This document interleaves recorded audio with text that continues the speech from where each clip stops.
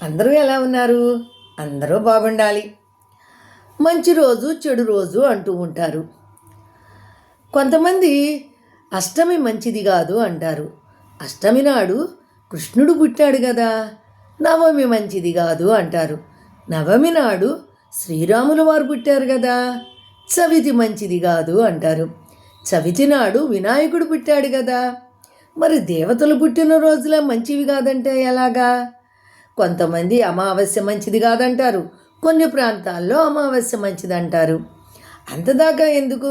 మన ప్రక్క రాష్ట్రంలో ఒకరోజు ఉగాది జరుపుతారు, మన రాష్ట్రంలో ఒకరోజు ఉగాది జరుపుతారు. ఇంకా చెప్పాలంటే మనకి ఇండియాలో పగలైతే అమెరికాలో రాత్రి, అమెరికాలో పగలైతే ఇండియాలో రాత్రి.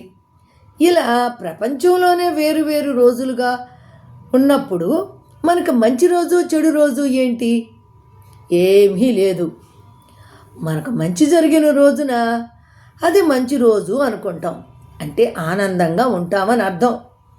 చెడు జరిగింది అంటే చెడేమీ కాదు, మనం బాధపడిన రోజు, కొంచెం సేపు బాధపడి దానిలో నుంచి, అంటే ఆ బాధలో నుంచి పాఠాలు నేర్చుకుంటాం. అది కూడా మంచి రోజే కదా. ప్రతిరోజు విలువైన రోజే. మనం దృఢ సంకల్పంతో పనిని మొదలుపెట్టితే అదే మంచి రోజు. ఏమంటారు? మీకు ఇది నచ్చినట్టయితే ఒక లైక్ ఇవ్వండి, అలాగే ఒక కమెంట్ ఇవ్వండి, మీకు కుదిరితే షేర్ చేయండి.